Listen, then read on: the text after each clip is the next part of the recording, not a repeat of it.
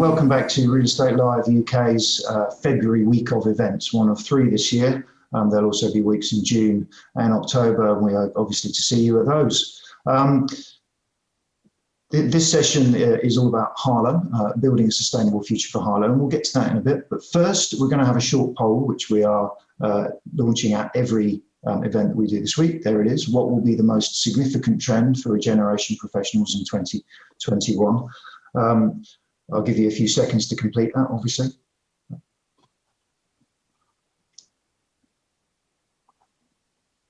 Well, the new balance between home and office working seems to be quite popular. Excellent. Okay.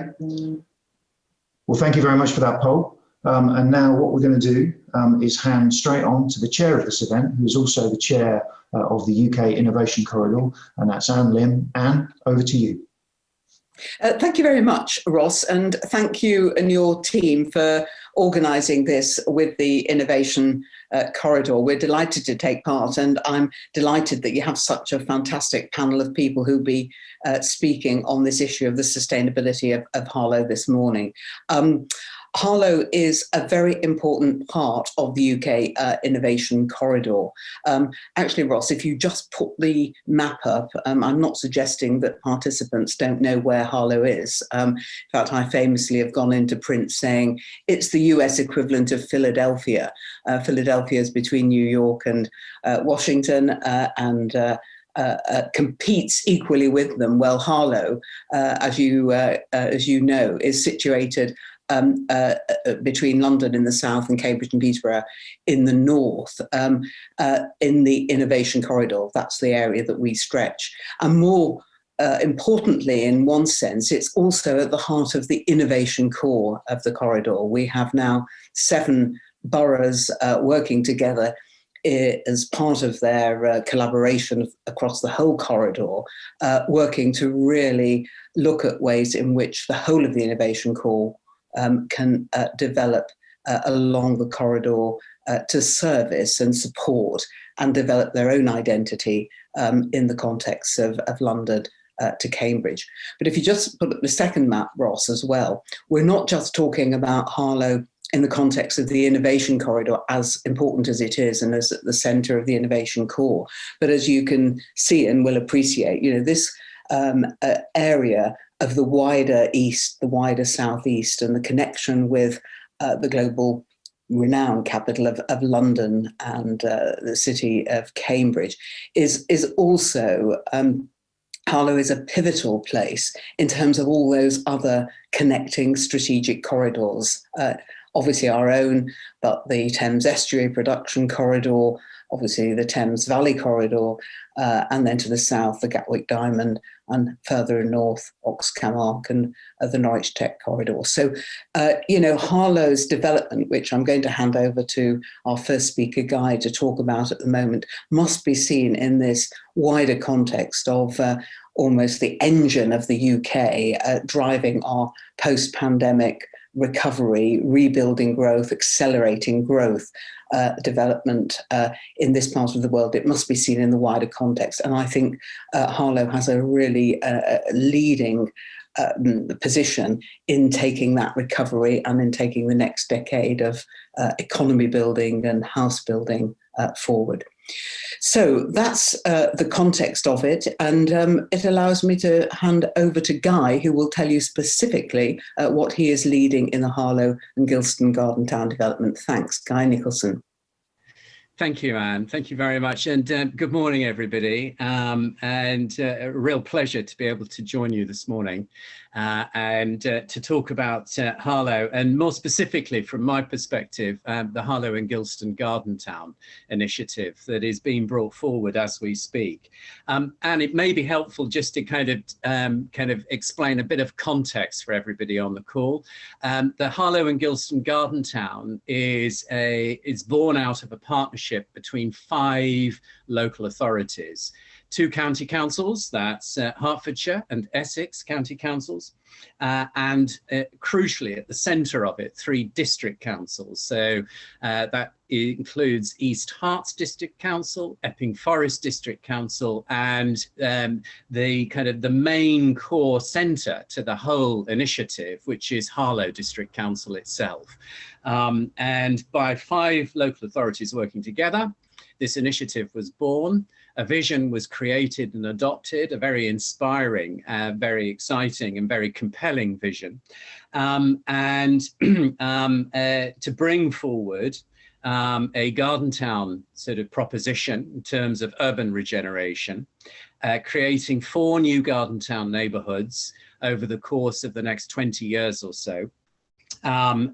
Consisting of some 23,000 new homes, and all of this happening within an urban centre which is already home to 85,000 or so citizens.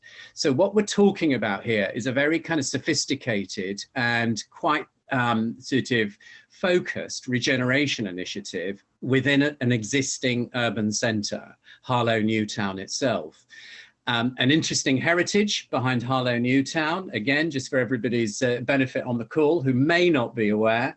It is a kind of a Gibbard-led designed new town, one of the first, if not the first really, in the UK. A great success, but the really important element behind Sir Frederick Gibbard's sort of initial kind of sort of designs, if you like, is a philosophy, a set of principles to those designs that were created and built out, which is that actually what was being designed and created in Harlow Newtown was something that would evolve over time. It would evolve to the needs of the people who were living in it, the people and the communities that make it up as its time, recognizing that over time, pressures, demands, needs change, and with that, the urban form, the architecture, the plan of the place starts to change and adapt and evolve to meet those needs. Now, interestingly, and bringing it sort of straight back into today's conversation, one of those great and profound needs that has come forward is about this sort of oft-used term, sustainability. What that means for all of us involved in the Harlow and Gilston Garden Town is, as the top line really to sort of for today's event, is to deliver net carbon neutral growth by 2030 in both the new Garden Town neighbourhoods, those 4 new Garden Town neighbourhoods that I was describing, as well as across the existing neighbourhoods, the existing communities. We also have a very, very sort of profound recognition that this isn't just about the physicality of development, important though that is, and that through collaboration, public, private, and third sector, community sector, we can bring about zero carbon development. We can bring about transport networks, for example, mobility kind of networks that actually reduce emissions, if not hit the zero emissions targets. But it's also about lifestyle and the quality of life, both for the 85,000 people who are already living in Harlow, as well as for those that will be welcomed into those new Garden Town neighbourhoods that will be created in the years ahead of us. Now, I think when we start to sort of look at sort of lifestyle and life choices and the opportunities, Harlow District Council alongside East Herts and Epping Forest District Council have been absolutely focused upon healthy living, sustainable living, about improving the quality of life. And that manifests itself across the public service portfolio, everything from council services, keeping the place clean and in good order, keeping the area safe, for example, but also off into health, social care, into learning and education, into skills development, through the arts and culture portfolio, into the voluntary and community sectors. And all of this is focused in our current work streams, which are looking at improving that quality of life and how the Garden Town can be the catalyst to bring that about, and how all of those partners and colleagues who may wish to come and invest into Harlow and into the Garden Town town itself, can also make a direct contribution. And I suppose just to finish, if I may, Anne, is to say that we don't see this as a net loss to any kind of economic metrics that one might be applying to a development formula, a development portfolio. On the contrary, I go back to my earlier kind of point about improving the quality of life for people. So not only are we going to build great places, and really great places that we do all want to go and live in and stay in, grow up in, learn in, work in, and so on and so forth, and reinvigorate parts of Harlow Newtown, which need that reinvigoration. The town centre, which Harlow Council itself is leading on a great initiative there. But actually, by improving that quality of life, the demand for places and spaces increases, whether that's commercial space, whether it is residential space. And that demand is crucial if we're to build a sustainable and thriving community, which is what we're all setting out to do across councils, across the Garden Town Initiative. Thanks, Anne. I'll leave it there and then hand back to you. Thanks, Guy. That's terrific, and it's great to have you leading the Harlow and Gilston Garden Town work, and working, which I know you do very well, in conjunction with the local authorities and with the private sector, as you've just outlined, in the interests of building better and beautiful places that are sustainable and people want to live and work in. And that's great to have you lay the foundations for that.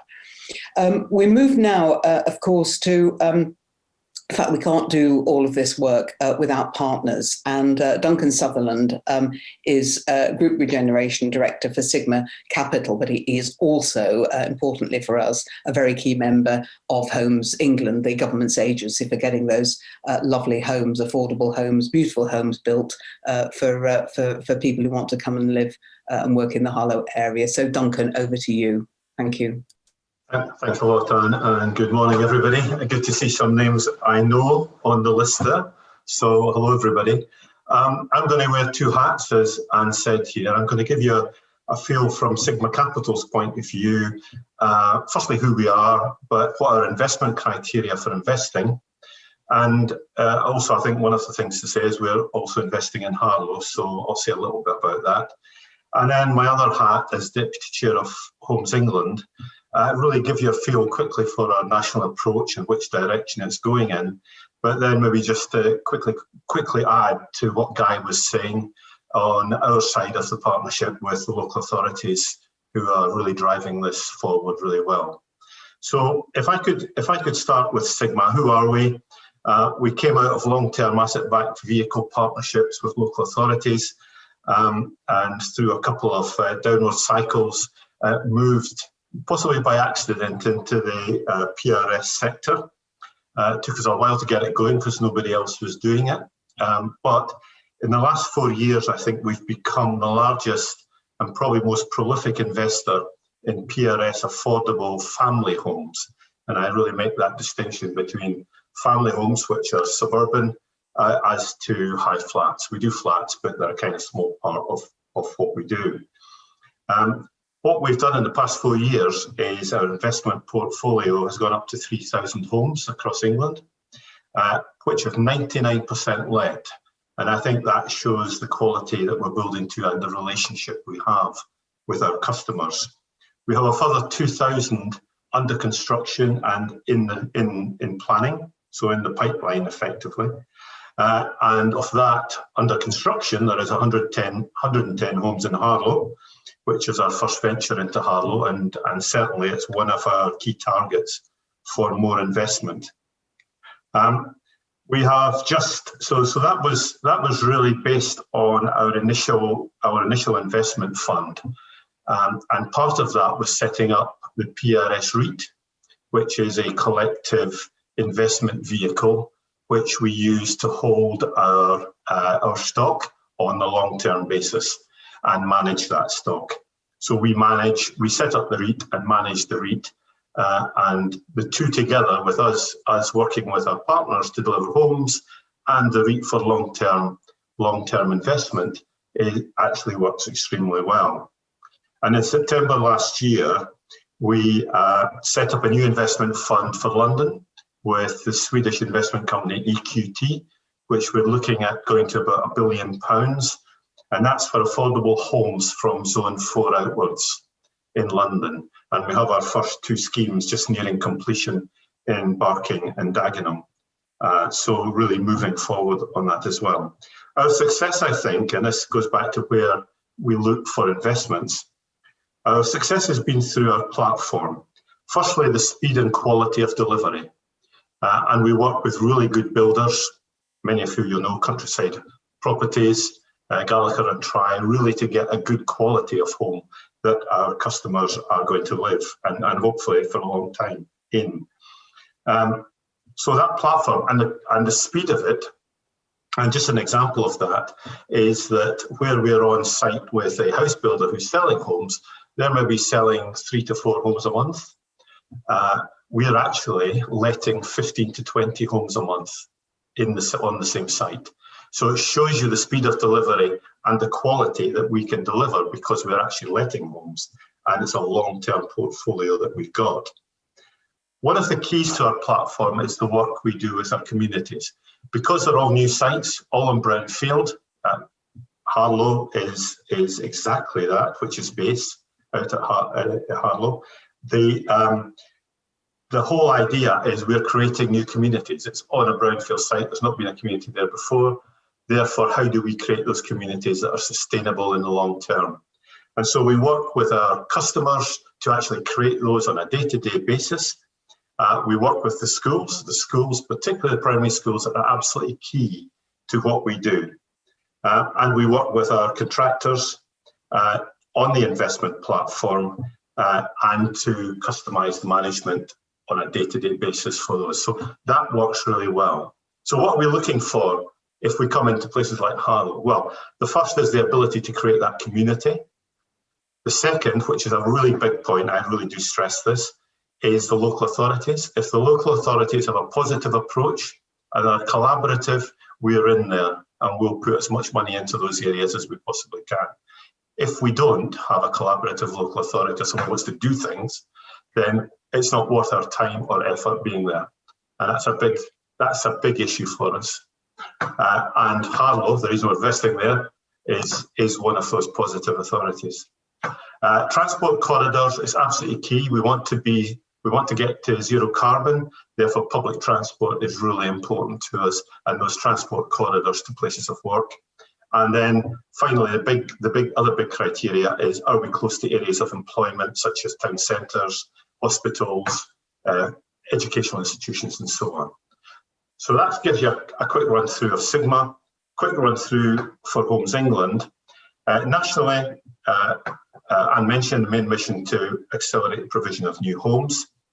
To do this, we use our flexible deployment of all our funds from affordable housing, strategic partnerships to infrastructure, loans and equity.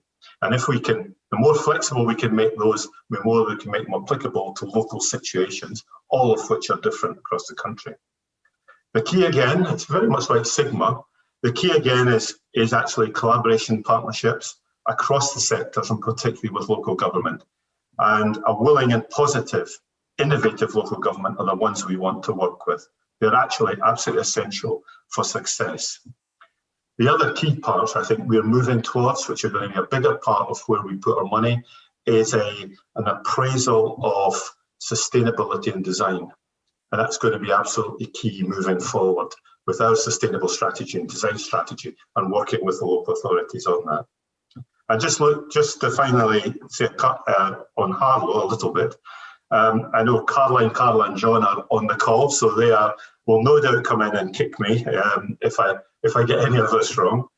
But obviously from a board perspective, which is where I'm talking from, we are really pleased with the work happening in Greater Harlow.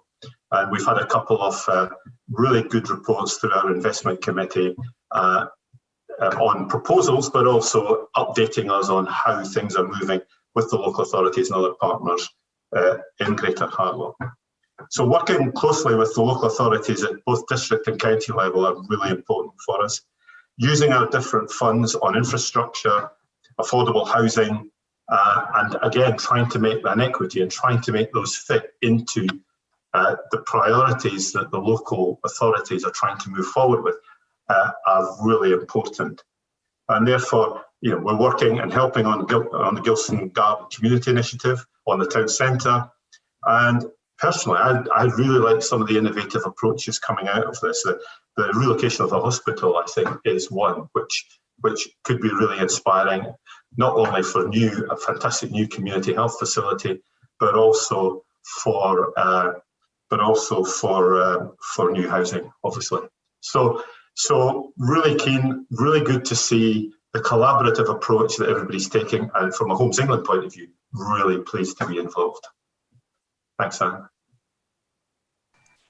Duncan, great. It's wonderful you wearing those two hats and explaining in a sense how they can work so closely together, particularly in a place like Harlow, where, as you say, strong, innovative local authority leadership. And it's I mean, I would say this as independent business chair of the Innovation Corridor, but I think the Innovation Corridor is full of fantastic local leaders who do want to work in the way that you've suggested. But it's great to see that exemplified. I know Danny Purton's on this call as well.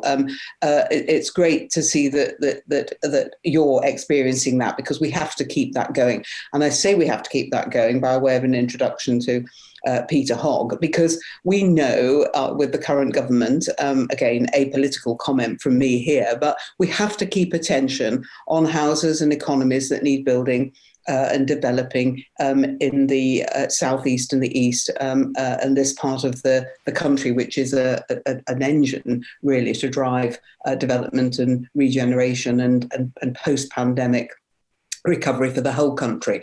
And actually, with that strong collective leadership, the voice can be heard and will be heard by government, and resources can be given. However, we can always learn things from other places. And Peter Hogg is the UK Cities Director for Arcadis, a great partner of ours in the Innovation Corridor, do some fabulous work. Their recent book, A Shared Recovery, if you haven't seen it, is well worth looking at and learning from. So, Peter, what are your thoughts on what Harlow can learn from elsewhere? Well, Anne, thank you very much. And it's fascinating listening to both Duncan and Guy, because I'm sort of shrinking in my seat thinking, well, how much can they learn? Actually, there's some fantastically strong messages coming forward there. But I think, yeah, as always, if only to emphasise points that have already been made, it's worth perhaps picking up on a few of the key things that are worth any aspirant community looking at. Just to start off with, I'll say a little bit more about Arcadis, just so the audience have a degree of context around where my thoughts are coming from. Many of you may know that Arcadis is a global consultancy business focused on built and natural assets. We are multidisciplinary. We cover everything from design and engineering, program project management, cost and commercial management, development management, and so on. And that involves us in a very wide range of schemes globally that give us insight into what works and what doesn't around placemaking and the creation of communities. So I just want to pick up probably 4 key areas where, in our experience, we find all the difference is made between a community creation being really successful, vibrant and sustainable, and perhaps sometimes slightly missing the mark. And as I say, much of this just emphasises on what Guy and Duncan have already said and what Tatiana will undoubtedly say afterwards. I think the first thing for me is to be absolutely crystal clear on what the vision and the offer of your place is. Really go to town on creating that prospectus for place and work into the detail around what it is that's going to make that place interesting and vibrant, what will cause investors to want to come there, what will cause businesses to want to locate and create employment there, what will create individuals or within individuals an aspiration to move to that place. And in all of our experience, we find that where places can be really clear on what their message is, they tend to succeed. They tend to attract that investment and that interest. Really good examples of that, sort of, demonstrating this isn't a new thing, actually, is the City of London. Very, very clear on its proposition and what it is it does. Canary Wharf, similarly focused on that, moving outside of London. If you look at what's happened in the West Midlands and the creation of the sort of motor city idea, where very, very clear proposition that drives really strong inward investment, creates fantastic jobs, and allows the headroom to create brilliant communities. Really, really successful. Even at smaller scale, more rural scale, perhaps, look at some of the great things that are happening in the garden communities movement. And I'd particularly call out, for example, Langarth in Cornwall, or what's emerging in terms of Otterpool in Kent. There's really good examples on that, where in both of those cases, what they've been absolutely clear on is what is their brand. What are they messaging out to people? So absolutely focus on that clarity of prospectus place. What are you going to be famous for as a place? I think the second point, and again, Duncan picked up on this in terms of his investment criteria, Guy referenced it as well, is absolutely first-rate connectivity. Connectivity is key to successful places, both physical and digital. Increasingly, connectivity are key.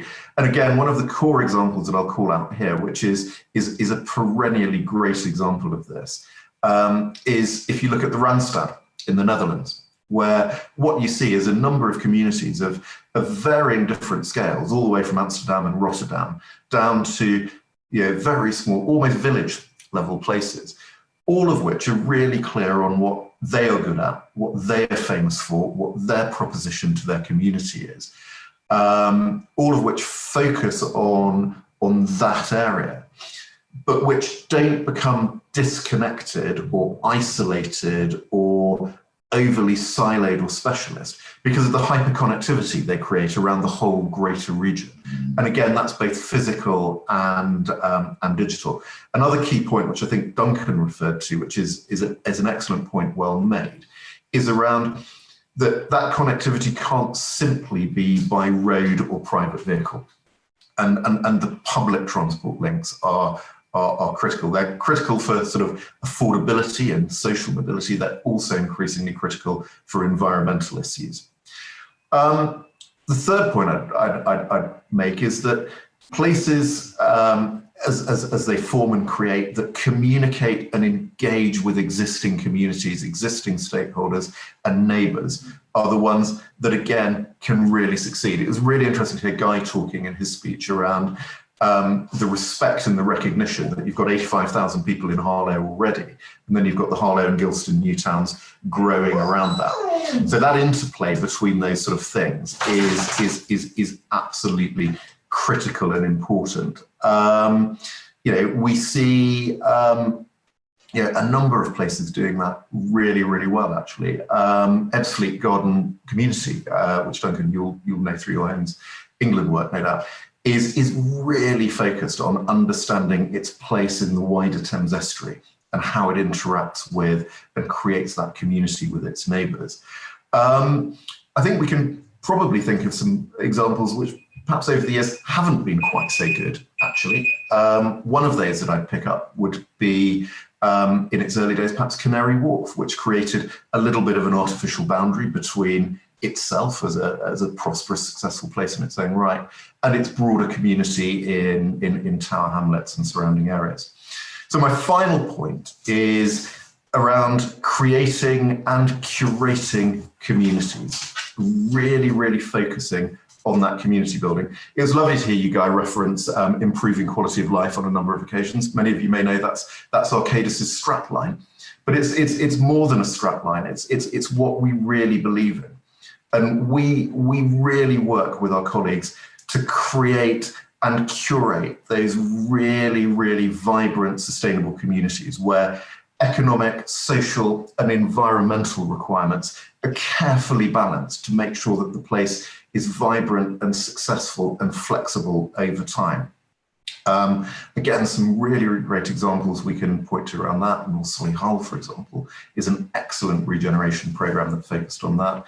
Perhaps an example of how not to do that might be the King's Cross development in central London. In many ways, a lovely development, works fantastically from a commercial and operational perspective. Really high quality architecture, great place. It's a fantastic destination. You speak to a number of the neighbours of that development in and around sort of the borough of Camden, in some really deprived parts of London, so yeah, Summertown, etc. They say, yeah, we've got this great development on our doorstep, but what does it provide for us? So really think about creating and curating that community. So I think those are my 4 key points, Anne. I'll leave it there, I think. Hopefully that was helpful, and look forward to some interesting questions. Terrific. Yes, it was very helpful to me. I hope it was to our panelists and to our attendees. Really good to have somebody who sees what's going on elsewhere and can see where there are some similarities and some lessons to be learned from things that have gone right or wrong in the past. I think that's key to innovation, actually, and key to accelerating the pace of change, which is absolutely what we need to do now. Well, we can't do that without the private sector. So an investor perspective, who better to do that than Tatiana Bartram-Keat? We've worked with you, Tatiana. It's great having you here. You've got an audience of 90 people with you now who I'm sure would like to hear a little bit about where you come from and what your role is in all of this. Thanks. Thank you, Anne. Thank you. So hi, everyone. The investment perspective is always very interesting. Fantastically listening to Peter, Duncan and Guy today, what it shows me is that actually we pretty much all want the same thing. So I run Q&Q, which is a family office, and we look more into the placemaking side of things. So yes, it's all about the infrastructure. It's all about the schools. It's all about your possible sort of the clinics, the hospitals, everything that's there. Because obviously one of the biggest things that everyone wants to do is to not have to create a place that actually belongs or becomes a suburb. You actually want to create a place where people want to be, where people want to enjoy living. And one of the main stays for us is to look through how you can enjoy your life being where you are. The pandemic has shown us that actually we are really going to have to be more, I suppose, sustainable, but within our own homes. So instead of always looking to actually just have a place to stay, we're going to have somewhere to go and live, to enjoy our lives, and to really be able to communicate with those around us. So for us, again, key here is looking at all the amenities that are going to be available for those people that are there. And listening to the previous panelists, I mean, they've said all the key things that we look for. We really want to know that there is going to be a good quality of life. It's all about branding. What is Harlow going to be known for? Is Harlow going to be a place that's going to stand up on its own and therefore somewhere that there's an exciting future to look forward to? This is not just about short-term investment. This is actually about long-term investment, and it is building a future for all of us. We really need to understand, if we're going to place money there, that it's actually somewhere that's going to build and be an enjoyable place for people to live, and it's going to get a good reputation for that. So of course, we're going to look at the commercial side. We're going to look at all the infrastructure that's going to be there and all the various things that are going to be there. One of the main things that we really do look at, though, is the decisiveness of the local authorities. For us, that is key. It's so difficult for us to make plans to invest when, it's not necessarily a decisive idea that's going to come out here. So for us, we really need to know that actually all the local authorities are on board and they all want the same thing and they want stuff to happen, because we can talk about it for years and years and years, but by the time we arrive there and nothing happens, that does happen a lot for us. So we want to know that actually people really are on board and everyone has the same focus, that there's decisive measures in place so that things can actually happen for us. And that's something that we just take very seriously. We want to know that everyone is as committed as we are. We have been involved in a number of different projects with certainly trying to get the basis of the community immunities spot on. So for everyone, it is all about just trying to understand what is going to be in the local area, so people don't need to travel. You know, yes, of course, travel is going to be a main part of it, but actually we need to have things on our doorstep. And I think that actually this post COVID-19 era that we're about to go in has really shown us that actually we really need to have things around our home. And I know that for myself, it's been essential. I've been able to work from home, but I've also been able to do everything that I need to do in and around my home. And I know that that is going to be the same for everyone. This quality of life issue is on all of our minds, simply because of what we've just been through for the last year and a bit, and what we are still going through. So it's very important that we have all of these things on our doorstep, the right schools, the right places, so that we actually feel that we're living in this community, and that it is a community. So I know that I've repeated a lot of what my panelists have said, my fellow panelists have said, and that's simply because they've literally hit the nail on the head. These are the things that are main for us. So again, we're looking at the branding. What is Harlow going to be known for? We're looking at the future proofing of it. You know, what is it that people are going to, what is it that's going to make people move there and stay there? And then, of course, we also want to have a real community, not just sort of like a dormitory. It needs to be a real community and a real place where we can enjoy. And I think that those are the main things.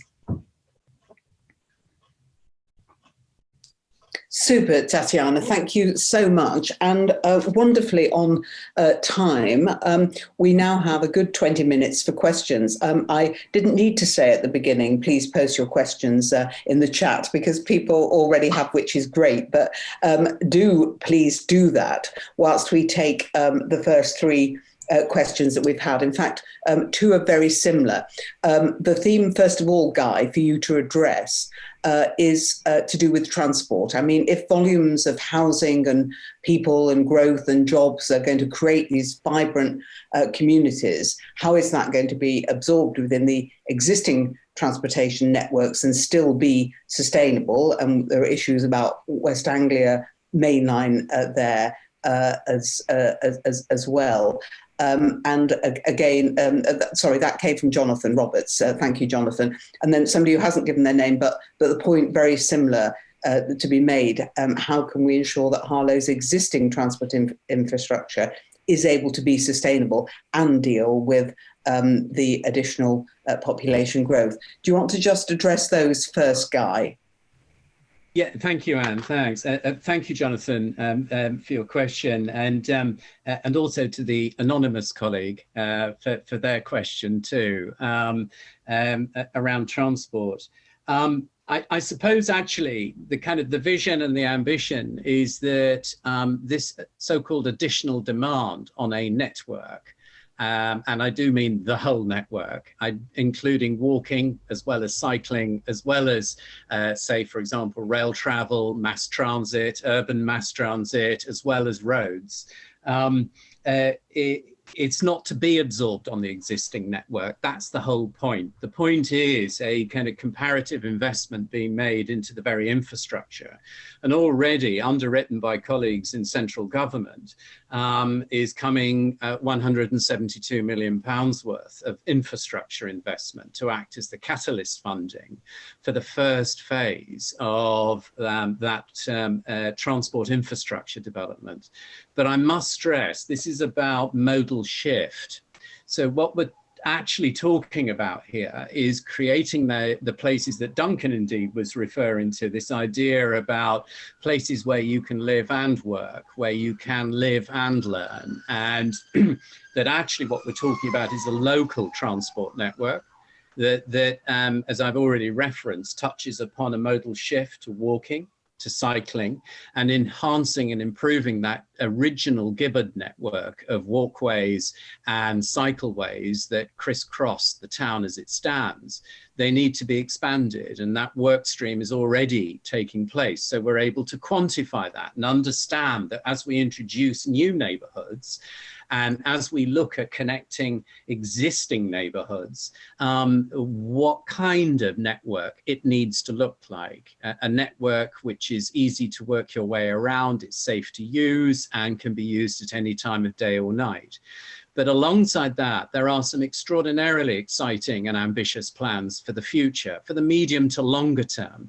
Everything from beginning the studies and the work around quantifying what would a mass transit urban transport network look like in and around Harlow, the creation of sustainable transport corridors, which actually are not predicated on the use of private vehicles, but are actually predicated on the use of public transport, efficient, affordable, reliable, frequent public transport, taking us to and from places that we do need to go to at a time that we need to be able to go to them. So what we are looking at is quite a profound shift in the behavior about how we perceive personal mobility and the reasons why we use it. Now, this isn't to say that we don't use cars anymore. It's not to say that the logistics fleet that are kind of supplying, you know, the supply chain as a whole can't use the roads in Harlow. That's not what we're saying at all.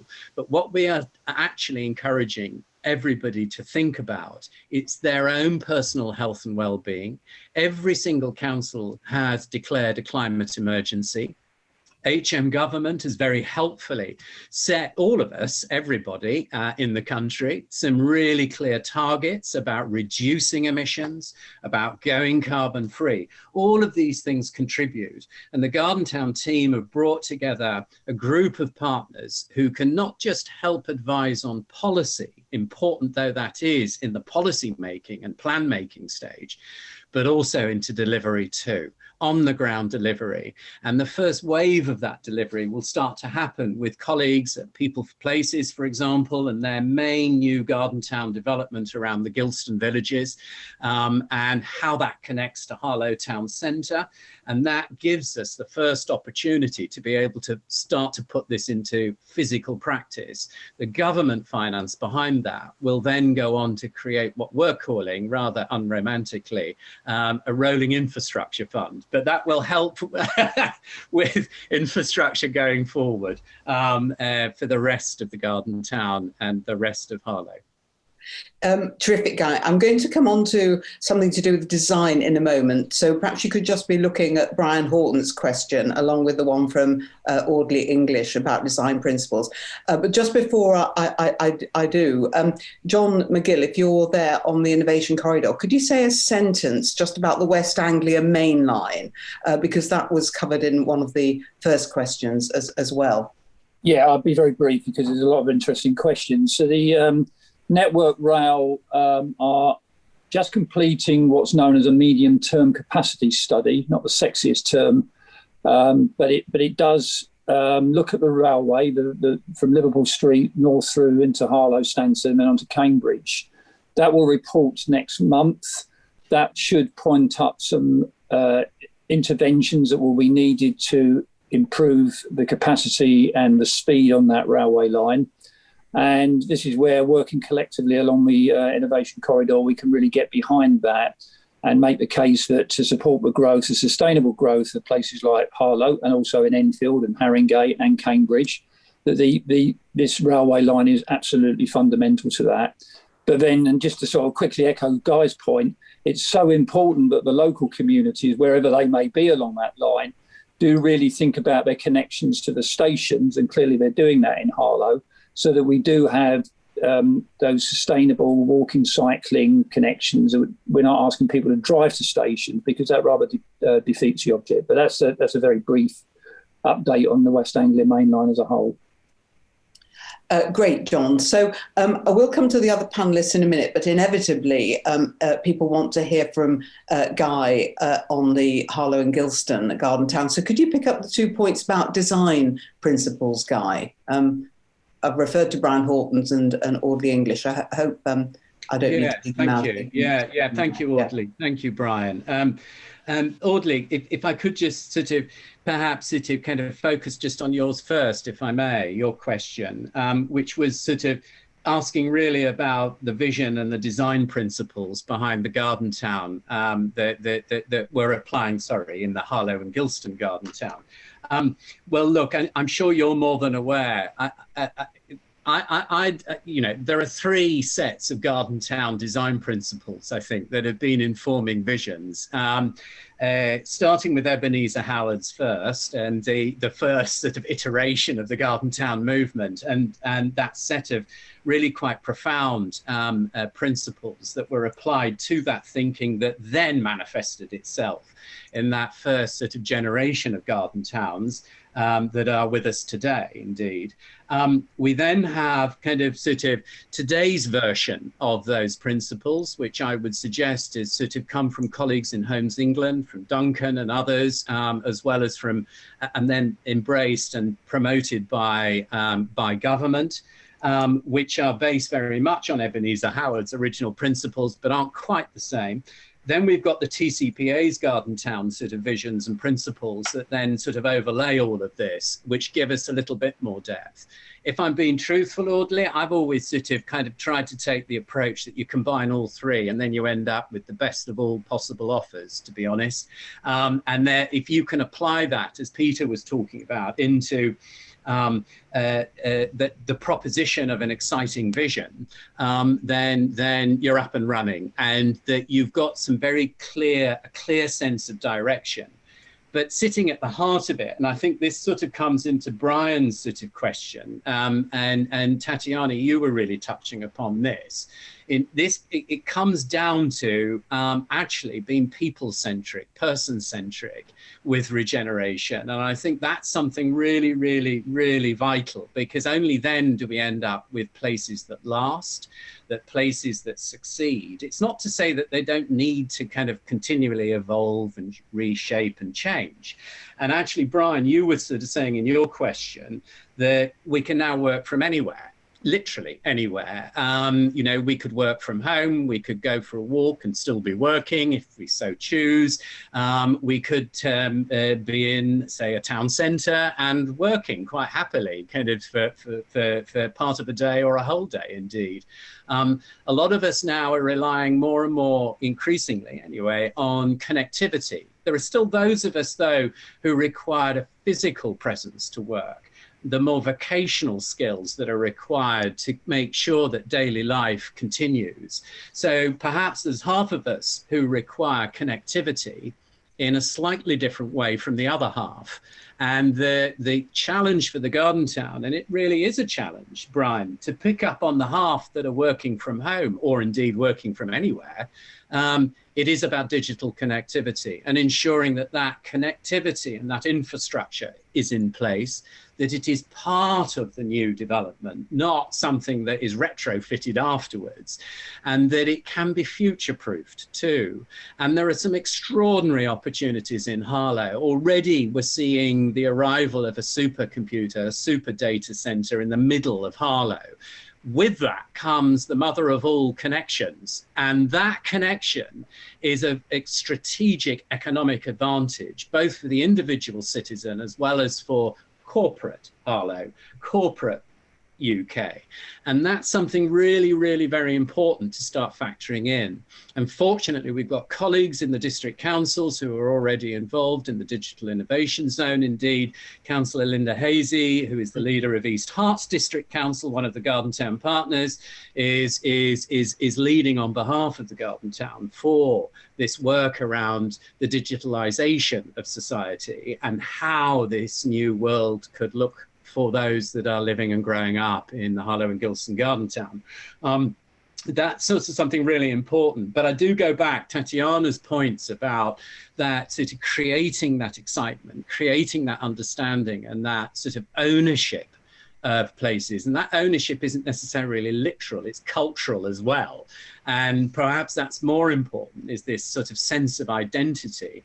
And that's why I always sort of think, and just going back to Audley's original question, Sir Frederick Gibbard got it right, actually. And I think there are some sort of fantastic buildings and places in and around Harlow that are just crying out for repurposing, not for demolition, but for reuse, revitalization, which is exactly what Gibbard and his team of architects and landscape architects were originally thinking, is that these places don't stand still, that they can still be great places to live and work in. So I think, Tatiana, you were spot on. Yeah, thanks, Anne.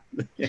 Well, thank you, Guy, just to give your voice a little rest, but not your eyes, because I'd like you to address, to look at Gordon Glenday's question, and I'll come back to you on that in a moment, because it's quite specific. I just wondered if anybody else on the panel might like to comment on what Bob Eden says, the one that begins sitting in Kent, and then goes on to describe a different experience, or indeed Mike Harrow even question as well. Anybody want to offer a reflection or a thought? I'm assuming that the panelists, I hope you have seen the questions, can see the questions.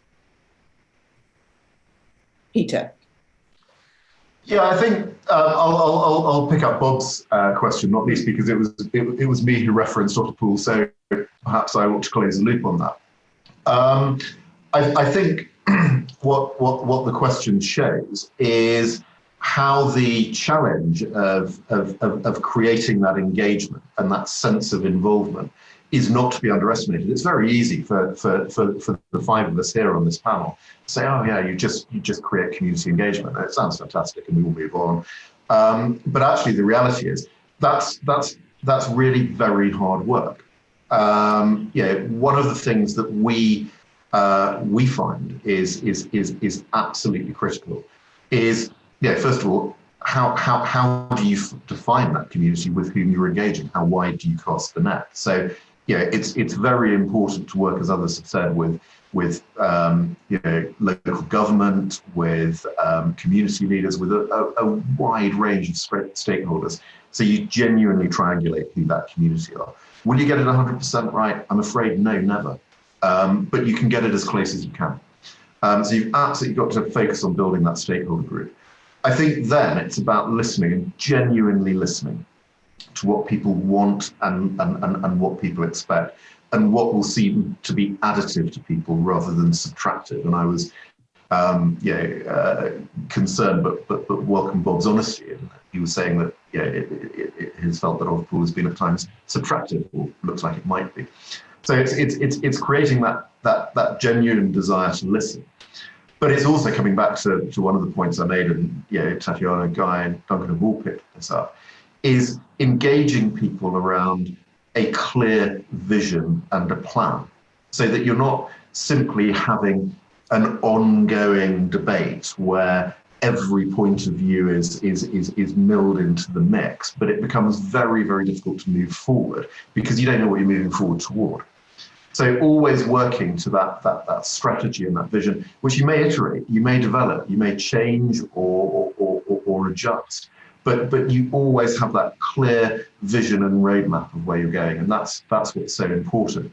That also brings up another key point, which is very keen to touch on, if I may, Anne, and it was triggered absolutely by what Tatiana was talking about in terms of your very clear description, Tatiana, of how during the COVID pandemic, you found that everything has been around you. And that sort of brings us on to this much discussed topic of 15-minute communities. I'm amazed we've got through sort of 40 odd minutes and not mentioned that term.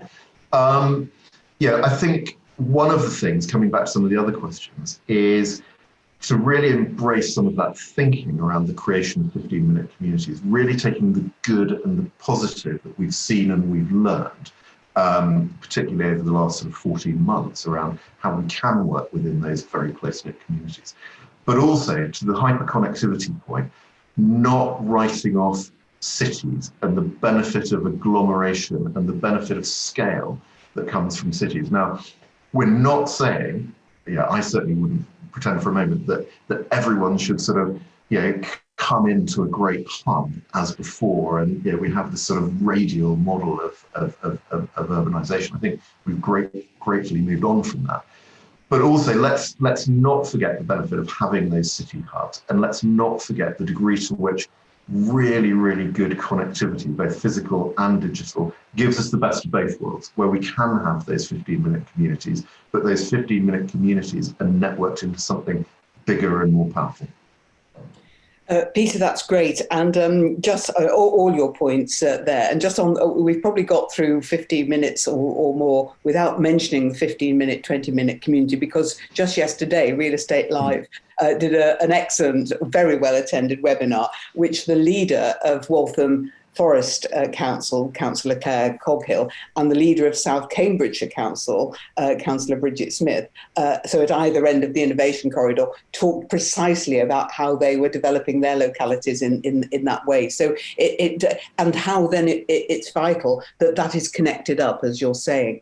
That does lead nicely, and I think this will have to be the last answer we give to Gordon Glenday's question about, without the vision, the people perish. So, Guy, how are you going to take everybody with you in Harlow and the Harlow and Gilston Garden Town?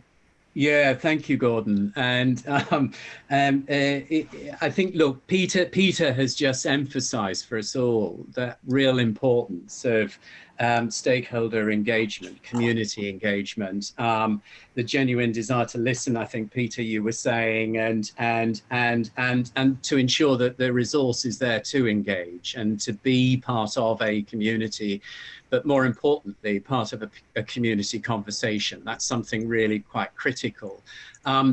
It also touches upon stewardship and endowment. That conversation, and I think that stake in the future is really important. I'm a great believer in sort of public ownership in that sense, so that everybody has that kind of stake in the future prosperity, not just of their own personal lives, but actually of their wider community, their neighbourhood.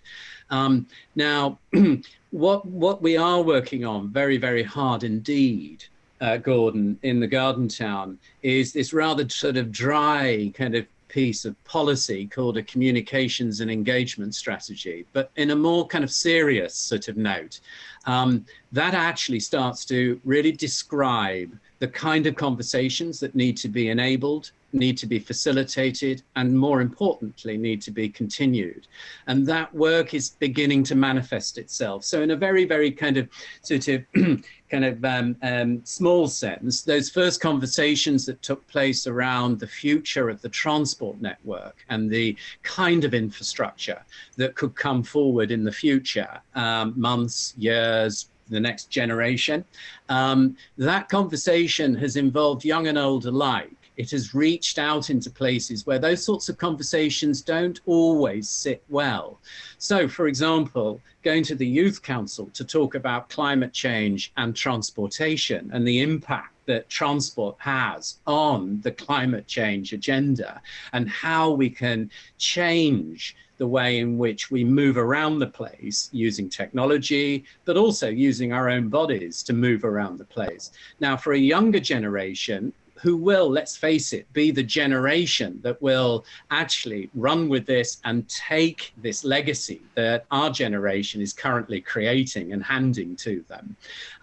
They're the ones who will have ownership. And it's important that in all of this consultation, it's often dryly called, but in all of this conversation, is that we don't lose sight of the fact that this must engage with the 16-year-old as with the 60-year-old, as with the 26-year-old. And it's really important that the initiative kind of respects and recognizes the need for that communication. And as every single councillor colleague representing their communities in Harlow, East Herts and Epping Forest District Councils repeatedly say, this must be an initiative for the community that is already living there. This must not be something that is being imposed upon them. And that, in a sense, I think perhaps sort of leads to Mike's sort of question, which is about, you know, that ambition to ensure that people's lives are impacted on, but impacted on in a positive way by this expanding community, this growing community. And that what doesn't go and happen is that we're undermining a great vision by actually kind of lowering the quality of life and the life chances of everybody who is already living there. So it's a great challenge. I don't sort of shy away from that, Gordon. And I think what I can say is that the councils recognise this, the Garden Town team itself, that team of professionals who are setting about to deliver this initiative on the ground in and amongst communities and neighbourhoods, they recognise this too. And the challenge is there, and you've really well articulated it in your question. So let's get to work. Thanks, Anne. Well, no, thank you. And I'm afraid we have come to noon. And although Zoom doesn't just clock in and throw you all out at 12 o'clock until I ask Ross to do that, I'm afraid it does mean that we have to end, because we have said that we would, and there's a lot of other things going on. So apologies to Chris Snow, who asked a question at 1 minute too, and I will paste that into the chat and make sure that Guy picks it up with you afterwards. Let me just say thank you on all of your behalves, the participants who have been with us today, to our panellists for their input and their insights. And could I, on behalf of the UK Innovation Corridor, thank all of you for attending. I hope you're all going away inspired, intrigued, excited, challenged, because there's a lot of work to do. I hope you've learned that there's a lot of energy from public sector leaders, from the private sector, from citizens, young and old, to develop the kind of communities that we really want to see being sustained for the future. And I hope you're very encouraged by that. I certainly am, and I'm very proud to be associated with all of you who have been here today on the panel and indeed in the audience. Stay safe, and we'll see you soon. Bye. Yeah. Thank you. Thanks, Anne, and thank you to all the panellists from Real Estate Live. Sustainability's importance at present is reflected by the number of events in this Real Estate Live week focused on it. In half an hour, in fact, we have Sustainable Town Centres hosted by Orchid Bid. Tomorrow we have a green keynote and a session on green homes. Also tomorrow, the UK Innovation Corridor will be back with a session called Beyond Buildings, about placemaking for innovation. And this afternoon, I'm just going to give a personal plug to something a bit different, a session focused on agri-tech and the contribution it can make to economic growth. So it's all that remains for me to say is thank you very much to all panelists, all attendees. Thanks very much, and goodbye.